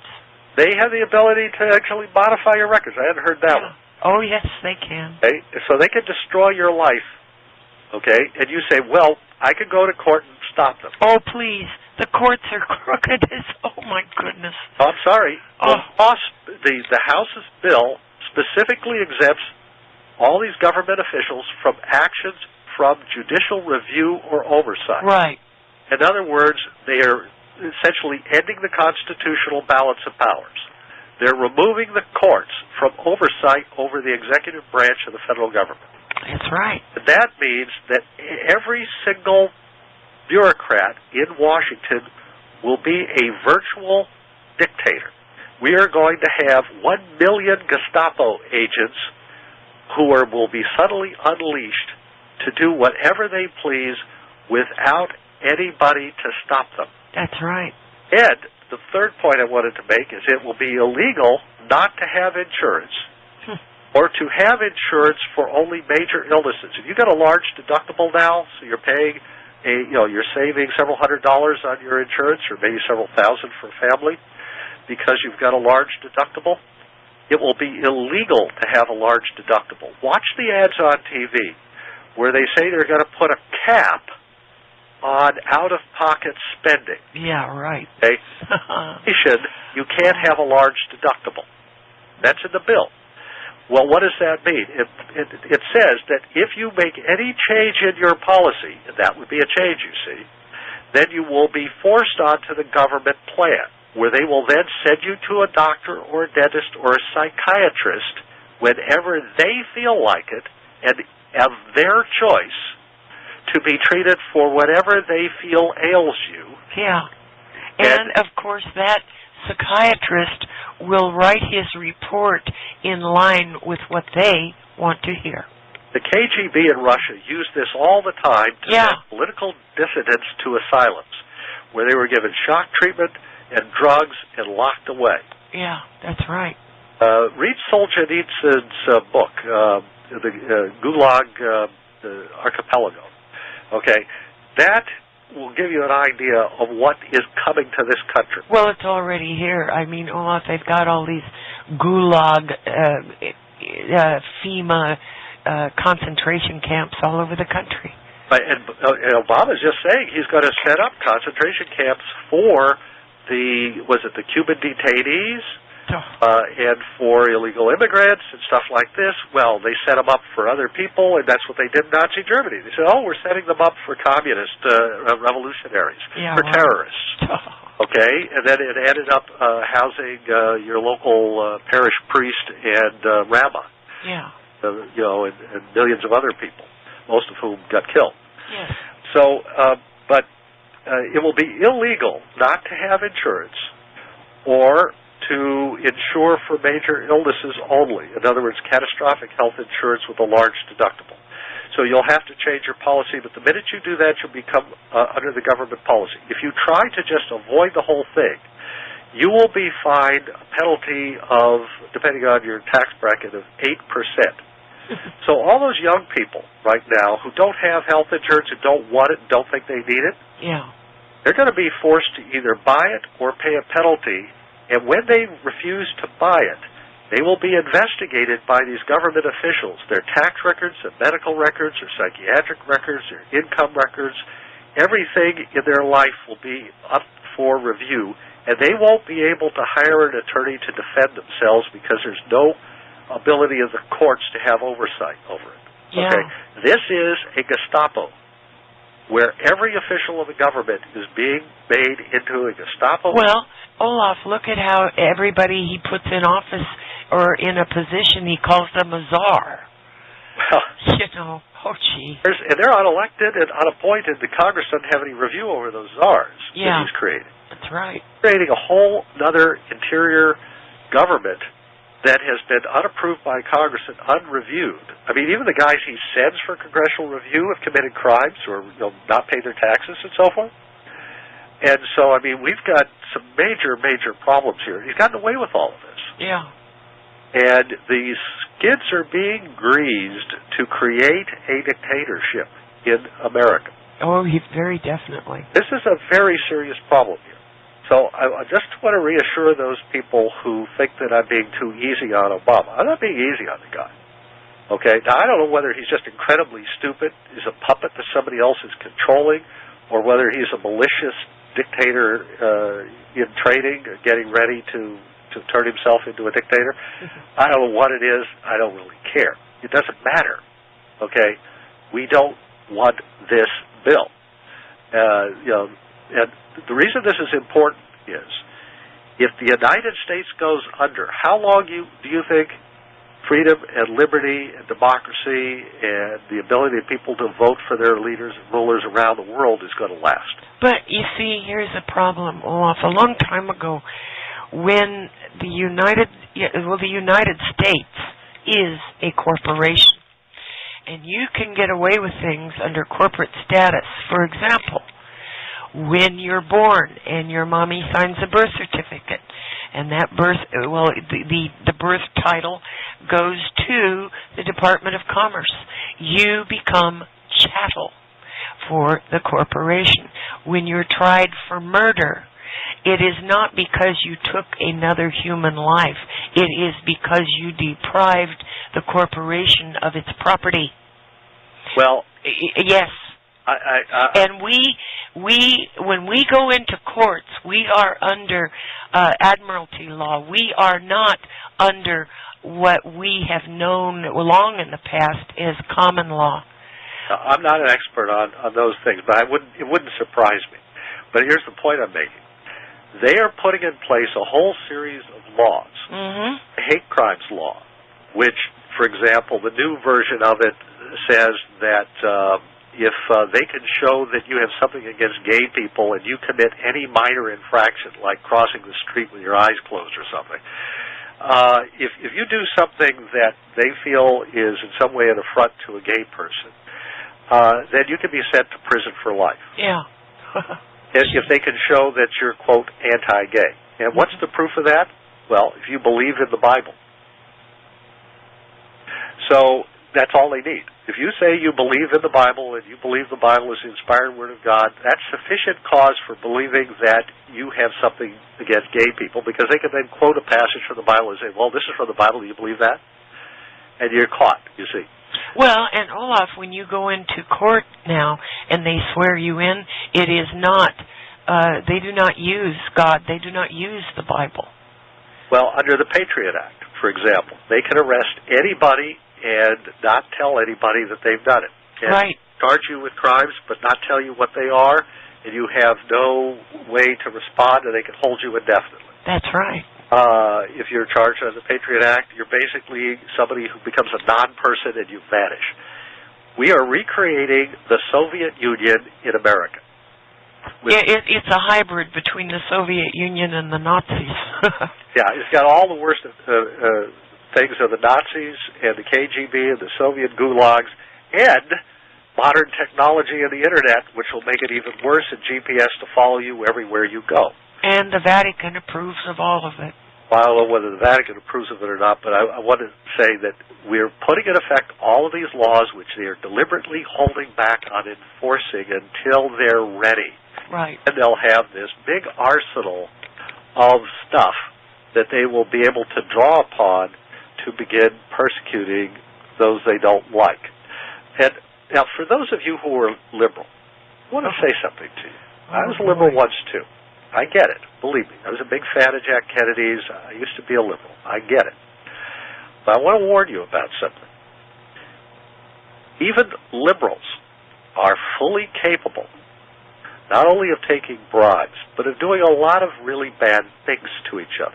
I don't mean all liberals, but there are always corrupt individuals. When you give all of these bureaucrats all of this power, and you make them immune from judicial review, what you're going to do, and that's what this healthcare bill, geez, why don't we even call it that? Yeah. That's what this bill is going to do. If this happens, I can tell you what will occur, because I have heard examples of this in the course of my life over the last 40-some-odd years that I've been an adult. I've heard of what low-level officials have done. I've heard of guys, for example, who would take a couple and they'd look at the wife and they'd like the wife, and so they would use their power or abuse their power in order to force the wife to have sex with them. Okay, yeah. There are the things that abusive public officials can do with sufficient power and immunity you don't even want to think about. What they can do to your children, take your children away, what they can do to your wife or your lover, your friend, or your house or your business or whatever. You have no idea what people are capable of. And their political politics, I mean, they may not care whether they're a whit about liberalism or conservatism as long as they've got the job. Yeah. Okay? They'll say whatever they have to say to become a bureaucrat with that kind of power. When you give these people that power, there are going to be rotten apples. Sure. Those rotten apples are going to do rotten things to you and your friends just as they do to conservatives. They're not going to just go after Christians. They're not going to just go after Republicans. They're going to go after everybody. anybody that they feel they can get something from. Rotten apples in the government are corrupt. They don't care. They're equal opportunity destroyers of people's lives. Yeah. And we've got rotten apples in every government, not just the one that just got elected here. We've always had them. You always will have them. That's just the nature of humanity. That's why the constitutional founders put checks and balances into our system, so that we could always have a way of offsetting them. They never envisioned and never wanted a situation where one party controlled everything. That's what we call communism. That's what the Nazi Party did and the Communist Party did in their countries. You don't want one-party government. It's dangerous. They wanted to create a government where one party could never really get control of everything. That's why they set the system up the way they did. Yes, it's inefficient, but they wanted it to be inefficient to prevent us from falling into the trap we're falling into at the moment, where one party thinks that it can take control of everything and put itself in such a position of power that will never again be removed from office. Mm-hmm. You can't allow that to happen. There will come a day, if we defeat them, when there will be a group of Republicans and conservatives who will try the same tactic, and we need to stop them too. We need to stick to the original constitutional framework and balance of powers and prevent people from doing this sort of thing. Yeah, and we need to get rid of the corporate status of the United States. Yeah, well, we need to go back to being America. We need to get rid of the Patriot Act, the Hate Acts, these thought crime acts, all of this stuff that can be so easily abused by the whim of bureaucrats who are beyond judicial review. Oh, yeah. People are going to see how dangerous these laws were once this health care bill is passed. Then they will realize, too late, unfortunately, how dangerous these laws really were. They're not going after and enforcing them yet. When they do, there will be hell to pay. Yeah. In the immortal words of the great Barbara Olson. Mm-hmm. So, now, why do I call it the fake Antichrist? Because the reason I believe we're headed down that path is because when the Antichrist comes, because he's pretending to be Christ, because they're going to try to pass him off with his miracle-working abilities, they're going to try to pass him off as a good guy. Okay, the whole world follows him. Yeah. They think he's a good guy. You know, they thought he was some evil monster. You think they'd be going gaga over him? No, they think he's a nice guy. So, a true Antichrist has to be a Christ-like figure, a figure that people like, somebody that people think is good. Okay? Since it's not Obama, when the true Antichrist comes, there has to be a fake Antichrist for him to put down and claim, see, I saved you from the bad guy. Yeah, and what a tactic. Yeah. Yeah. So he has to have somebody to put down. And right. Jesus told us this. He said that there would be antichrists or false Christs, plural. Not one, multiple ones. Olaf, God said the same thing. Many antichrists. Question. There's a lot of buzz out there about this Maitreya character possibly being one of the Antichrists, and that he may be a Syrian person. I don't know. What is your take on this? Yeah, the powers that be. Remember, there's three levels of power here. Yeah. They're the elected officials that we all see on TV. Yeah. Who are puppets being controlled by the unelected, powerful, wealthy individuals behind the scenes who really control what goes on, political string. And then there are the spirit beings behind those people who control them like puppets, but they don't like to think of themselves as puppets, you see. Yeah. Okay, so these three layers, the dragon layer, which is the spirit beings, the beast layer, which are the hidden powers behind the throne, so to speak. And then there is the false prophet layer, which is the, if you will, the visible political layer. Yeah. So you have, and that's oversimplified, but it's the same kind of concept. So Obama's one of these guys who's a puppet of a puppet. Yeah. Okay, he's not the bad guy, but he's somebody who can be puppetized by them, just like Bush was, and Bush's father was, and Clinton was, and so forth. I like that new word, puppetized. Yeah, and Carter and so forth. Yeah. And so, but you have to go to the puppet layer above them, the ones who are controlled by the spirit beings. People like David Rockefeller. Oh, yes. People who fall into that category. Now, Jimmy Carter and George Bush Sr. Were both handpicked by David Rockefeller to be president. Right. One a Democrat, one a Republican.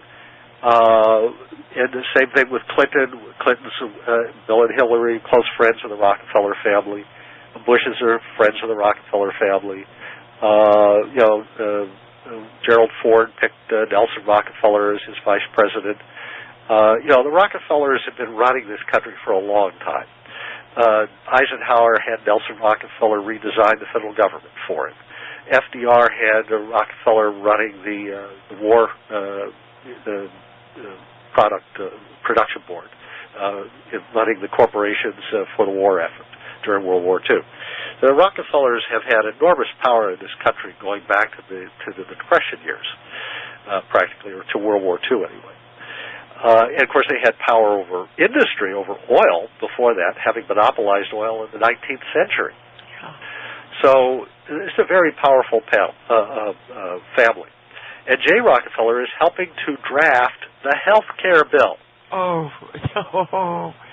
Rockefeller is John D. Rockefeller IV. He is the direct heir of the head of the Rockefeller family, the founding head of that empire.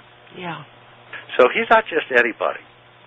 And he just made noises about running for president and wanting to be president, okay, which would probably be a demotion from what he probably really wants to do. Yeah. And I'm not saying he's the Antichrist either, okay.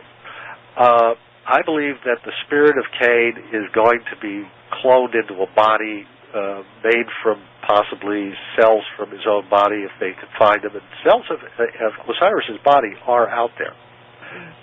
They're widely distributed in Egypt, and they are available.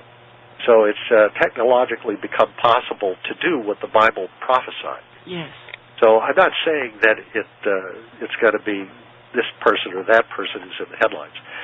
But Benjamin Kreb, this British guy who claims there's a character called the Lord Maitreya, and others who talk about the Maitreya, and some who claim to have seen him, and then he appears and disappears and so on. Mm-hmm. Well, if he's appearing and disappearing, he's a spirit being. Yeah. Okay?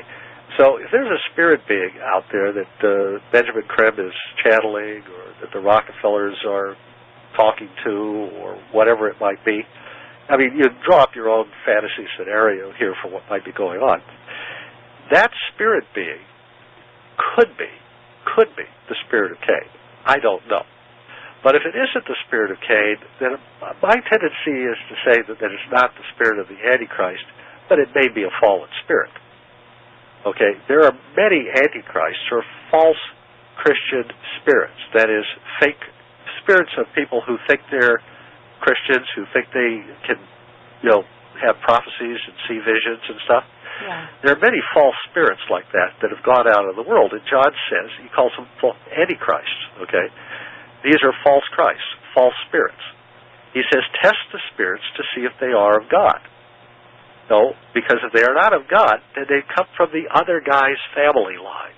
Okay? The same family of spirits that Cain and the Antichrist and Lord Maitreya and all the rest of these creeps come from. Yeah. If you're channeling or in contact with one of those bad spirits, you don't have the true spirit of Christ. You've got a false spirit, a false Christ, an Antichrist, in other words, technically.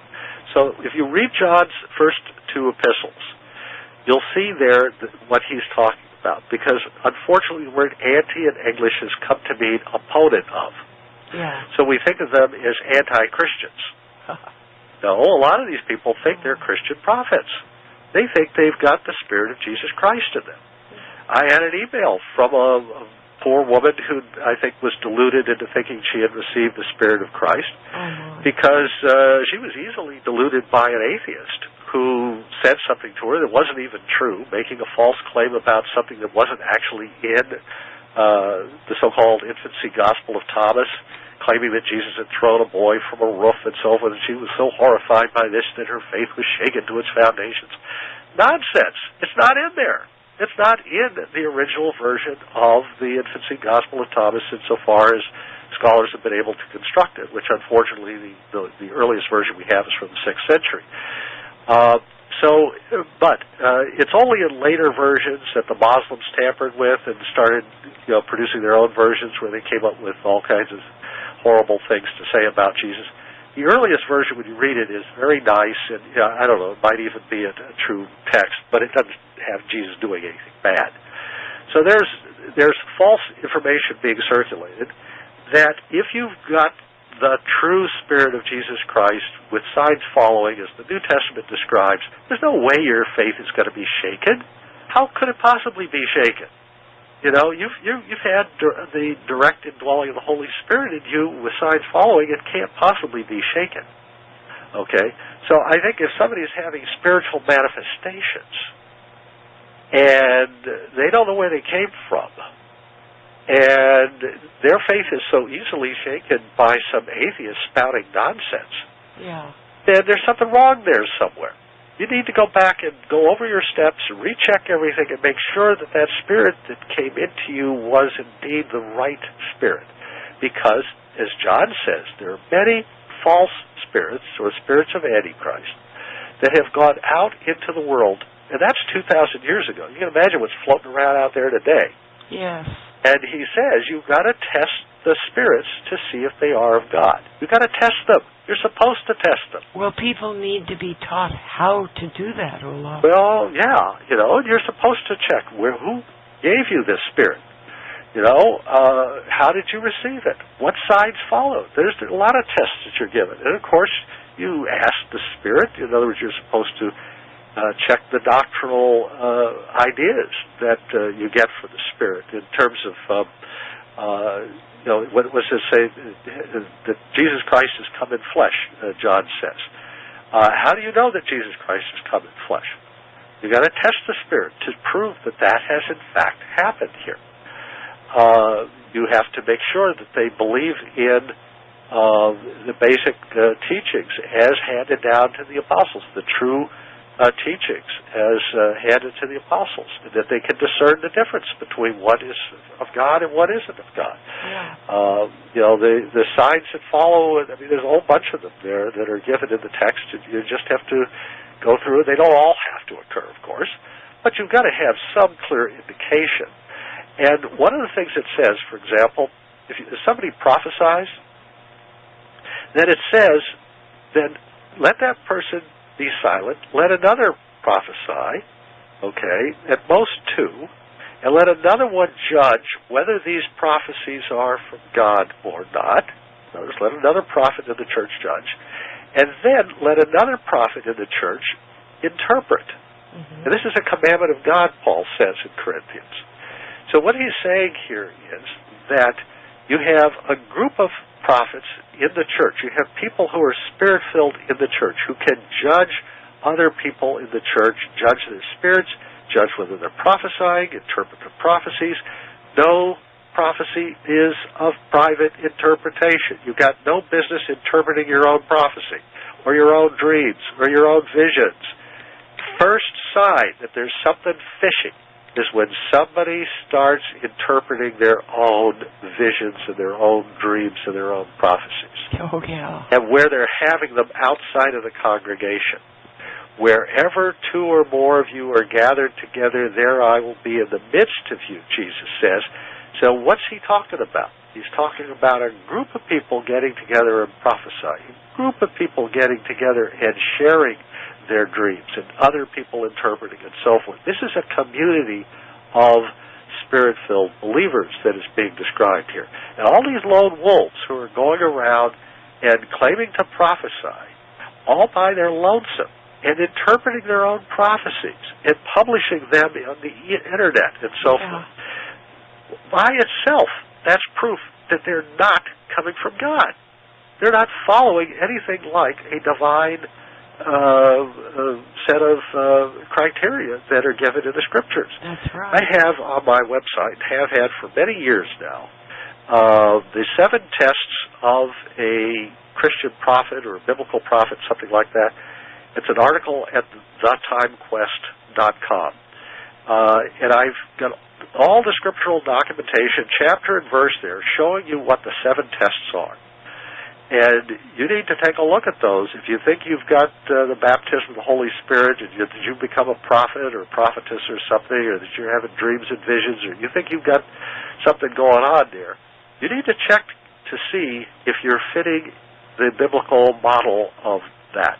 Because if you're not, then you could have some other spirit. Because, as John says, there's lots of them that are out there in the world, and we could be dealing with some really bad dudes there. There's some really bad spirits out there. Well, and the thing, too, Olaf, they are masters of deception. Yes, absolutely. That's one of the whole point that John's making there is you got to test them to figure out whether they're from God or not. It's not obvious. They have to be tested. And notice who he's testing here. To see whether or not they are of God, he means you're going to test what? True Christian spirits, too. You test everybody. No exceptions. Everybody gets tested. But what does God say? God himself says, test me, prove me, see if I will do what I say. That's back in Malachi. Right. Even God invites you to test him. Paul says, prove all things, test everything, and hold fast that which is good. Okay? He says, Peter says, always be ready to give a defense of the hope that is in you. Okay? Everybody should be prepared to give a defense for that spiritual indwelling hope that has been given to you in Christ. That is not something that you're exempt from. And anybody who says, it takes offense when somebody says, gee, you ought to check to make sure everything's okay, and ask questions and tries to test your spirit to make sure that everything's okay. If your car is making funny noises, wouldn't you want to have it checked out so you wouldn't have an accident? Get stranded somewhere? You check your car out, okay? You don't say, well, how dare somebody, challenge my car? Oh, yeah. I don't care what kind of weird noises it's making. Well, I'm sorry. If a mechanic says, hey, your car's making a funny sound, you can have a transmission problem. You could just suddenly lose the ability to drive out in the middle of the highway while you're going 60 miles an hour. Out in the middle of the road, your transmission can blow up on you. There's something wrong there. I think you might have a nut or bolt floating around inside your transmission chamber there. Well, I'd get that checked out if I were you. And for people to take offense at that, that's a really bad sign. That's a red flag when somebody doesn't want to give a defense of the hope that is in them, when somebody doesn't want to have everything proven and tested and checked, and doesn't want to have their fellow Christians asking them questions to make sure that they're okay. We do that because we are concerned for one another, because we want to make sure that we're safe in Christ and that we're not in danger. Okay? We don't do this because we're being nasty. We do this because we're concerned about a person. We want to make sure that that person is not falling into some kind of dangerous spiritual condition. Yeah. We would like nothing better for people than that they share in the body of Christ and the spiritual gifts thereof. Paul says, I would that everybody be as I am, except for these chains, he said. And he said, seek the higher gifts, especially that you may prophesy. But let each be done in order, that is, according to the rules, in order. Let one prophesy and another interpret, and so on. He wants things to be done in order because God is not author of confusion. Amen to that. That's right. Okay, who's spreading confusion and disinformation on the Internet about the Antichrist? Okay, yes, there have to be fake Antichrists, that is to say, individuals who will be put up to distract you so that you will be fooled when the real Antichrist shows up. Okay, so that the world will accept the real Antichrist, but those fake Antichrists are not the real Antichrist. They will be politicians, they'll be church leaders, they can be popes and patriarchs and rabbis and, I don't know, whatever they call the Muslim leaders and so forth. They can be all kinds of people, Maitreya's and, Antichrists are beginning to grow on Maitreya's now. Oh, that's funny. But they can be all kinds of people. In all walks of life, anybody who's famous and who somebody else doesn't like gets called the Antichrist. Ronald Reagan was called the Antichrist because his middle name, Wilson, and his first and last names all added up to 6. Oh, gee. There were 6 letters in each name, 6 letters in Ronald, 6 letters in Wilson, and 6 letters in Reagan. Clearly, 666. He's the Antichrist. He's good and dead now, but for a while he was the Antichrist. Oh, and Kissinger, somebody took the name Kissinger and used some weird way to make it come out to 666. Adolf Hitler was reckoned to be the Antichrist until people finally gave up on him. And who was that nitwit out there that said that Kofi Annan was the Antichrist? And Boutros Ghali. Yeah, that's what it was. Yeah. I mean, it's just a long list. And Pope John Paul II, and it's just an endless number of people have been touted by somebody or other at some point or other as the Antichrist. Well, they can't all be the Antichrist. That head of the beast that is to come, the 8th head, the one that is to be in power, it's going to make war on the 2 witnesses and be in power when Christ returns. That guy, that one, that's not Barack Obama. But he can be one of these fake Antichrists that we're going to get. One of the people that will be pointed at by a bunch of idiots on the internet or whatever, who will falsely prophesy about him maybe and say, well, the Lord revealed to me in a dream last night, that Barack Obama, he's the one, and so forth. Yeah, right. None of that stuff is a reference to the real Antichrist. That's all fake Antichrist stuff. And we're going to get more and more of it as we get closer to the time that the real Antichrist manifests. But if he's around for 3.5 years, just before Christ returns, and if the 2 witnesses are around for 3.5 years before Christ returns, then it kind of sort of suggests that the 2 witnesses and the real Antichrist are around at the same time 3.5 years before Christ returns. Yeah. Now, there is a little fudge factor. The Bible says 42 months. Watch the moon. If anything knocks the moon out of orbit, the time frame of the Antichrist changes accordingly. Okay, explain.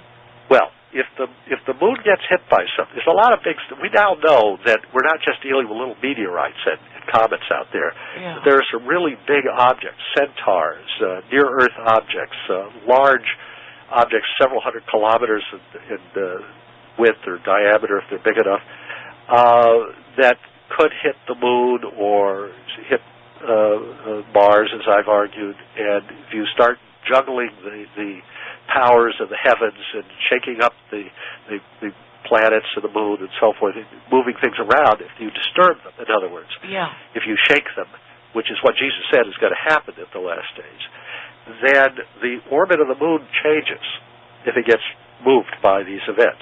Yes. It's one of the objects he's referring to. So if the moon is no longer in its current orbit, then the length of the month changes. So the 42 months of the Antichrist changes in terms of how long he gets to rule. Yeah. So if the moon goes in, if it's knocked out of orbit around the Earth, which is not hard to do because we're barely holding on to it at this point. It's slipping away every year. It's one of the reasons why they have to put in leap seconds and a lot of other stuff. But the moon is slipping away from us. And it's slow, gradual. But it used to be only 4,000 miles away. Now it's 240,000 miles away. Oh, boy. Okay, so it's moving. Okay, it's taken its time, but it's moving away. something could carry it off. Something could disturb it sufficiently that it goes into orbit around the sun, which it more or less is doing right now. Technically, the moon doesn't go around the Earth. It has a wiggling path that goes side to side, either side of the Earth, but is really orbiting the sun like we are, and we're orbiting together. But it creates the illusion that it's going around the Earth. If you actually chart the path of the moon, it's not making loops. It's making a wiggle in its orbit. Yeah. Really neat. It's one of those weird little science facts that always fascinates me, but probably nobody else. But anyway, it's not that hard, technically, for the moon to end up in its own orbit, which means that we might encounter it only once a year, which would turn 42 months into 42 years, which would give the Antichrist a 42-year reign. Oh, my gosh. So that's why I hedge my bets, because until we see what the orbit of the moon is after the Mars event that I've been talking about, till after that, in other words, until 2014, we won't really know how long the Antichrist will be reigning. But the two witnesses, from what I can see, 1,260 days, pretty hard to get around that. I mean, you may shorten the length of the day, but it's still 1,260 of it. Wow. Oh. So the two witnesses prophesy for a limited period of time. Yes. We can pretty well define here one way or another. The beast's period is a little bit harder to define. But I would say, clearly, if the two witnesses aren't prophesying, then the time of the end isn't really fully upon us. And we're at least 3.5 years, as 1,260 days from Christ's return. So we're a long way off from the second coming. But we are very close to the beginning of the tribulation period. Yes. Which is a period of great upheavals that begin to transform the face of the earth and create the conditions under which the world is ready to welcome the Antichrist, thinking that he's Christ's return because he shows up and seems to restore order to the world and sets up his kingdom in Jerusalem. And so, of course, we're not describing Barack Obama here. Olaf, why is it for thousands of years people are just so damn easy to fool?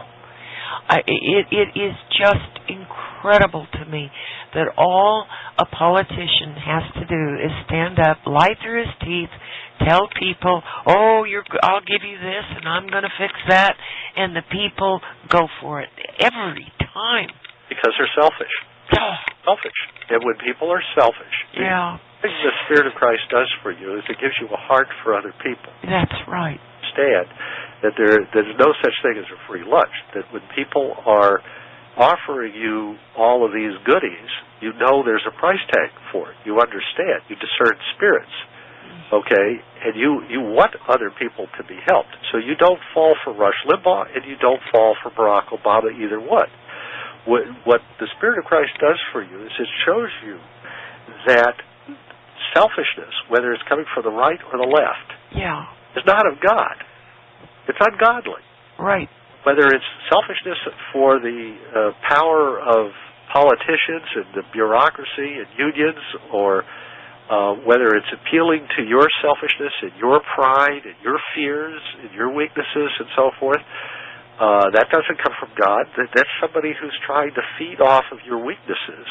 And a Christian doesn't do that to you. A Christian is not trying to feed off of your weaknesses and trying to scare you to death with things. A Christian is trying to be helpful to you and trying to get you to understand that while bad things are inevitable, you're always going to have earthquakes in various places, and there's always going to be diseases and famines and things. Those are the normal course of events. Jesus wasn't trying to scare people with that. He was just trying to say, don't let somebody trick you by citing, wars and rumors of wars and earthquakes and things that happen all the time into making you think those are signs of the end. Those are not signs of the end. Those are the normal courses of events that happen on this planet for thousands of years, and they're still going to be happening at the end of the millennium if you read your Bible. You're right. War of Gog and Magog occurs 1,000 years after Christ returns, according to the Book of Revelation. So, these are normal events. These are people rebel, people fight, people disagree. Diseases break out because people do stupid things that they shouldn't do. And so like create things in laboratories. Well, laboratory-created viruses and stuff like that. Yeah.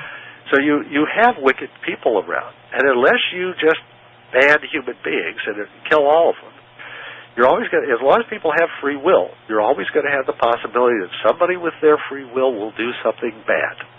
Sure. And so, it's a testimony to God's patience and mercy that He allows us still to have free will during the millennium and beyond. It's amazing that there could be a war then, but He's allowing free will, you see. And He's letting people, do the right thing. He's trying to get us to do the right thing on our own.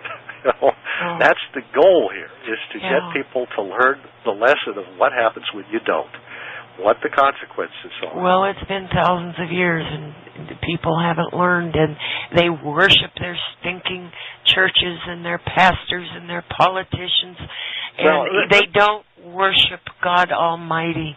In defense of humanity, let me say that there are a lot of things that were going on 1,000 years ago in history and 4,000 years ago that don't go on anymore. We don't have it. We have some slavery at the hands of Al-Qaeda in Africa, but we don't have as much slavery as we used to have. Okay, we don't have a lot of the evils of the world that plagued people back in the days when you couldn't marry anybody you wanted to.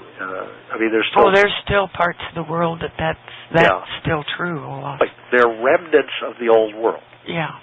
They're holdovers from old marriage traditions. Mm-hmm. Okay, we've made a lot of progress in terms of giving people the opportunity to be free, but at the same time to love one another as Christ loved us, to be God-fearing, loving people, and to love the Lord thy God with the whole heart, the whole mind, the whole soul, and our neighbor as ourselves.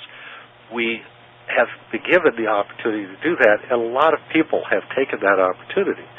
And while the Christian message is highly distorted in a lot of places, and there are whole churches that don't even believe in God now. Yeah, I know. Appallingly as that may be, Mormons. So, if I love the subliminal man on but anyway, there really is a lot of progress being made. And even some of the worst churches out there still do a lot of good things. They still have hospitals. They still try to promote a lot of good family values and so forth, even while they're doing a lot of other things they shouldn't be doing. There are a lot of good intentions out there. Olaf, we're past 2 hours. We need to quit. Okay. Everybody, please go to Olaf's website. It is theTimeQuest.com, and be sure to check out Before 2012 and Beyond.com, where you can find Olaf's materials and purchase them. They're not my website. I know a lot of people send emails to the Bite Show or to Before 2012 and Beyond.com, thinking that they're emailing me. No, you aren't. Yeah.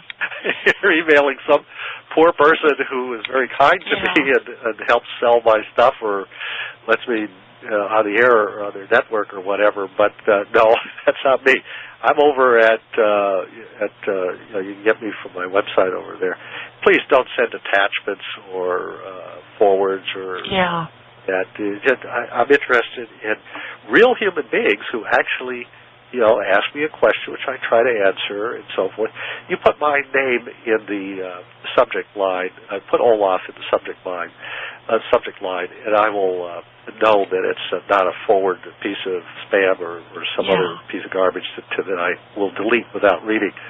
A lot of things get deleted because people, unfortunately, will just write a headline, a subject line that says "help," oh dear, question, or something like that.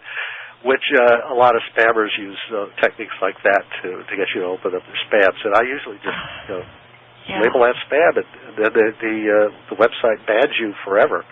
So you don't want to do that. Don't sound like spam. Don't look like spam.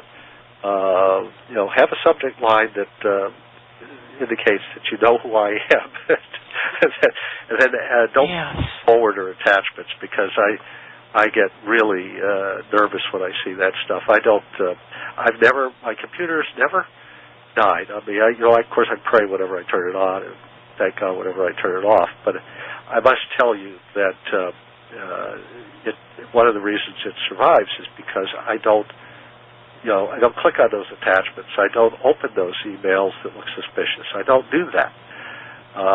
That's how anybody could protect their computers. All these people who complain about bad stuff in their computers, you don't follow the kind of rules that I follow. We've got to close, Olaf. So everybody, God bless you wherever you are on this planet. It's a scary planet. So be in prayer, read your scriptures, and check things out. This is Georgianne Hughes with the one and only Olaf Hage, signing off tonight.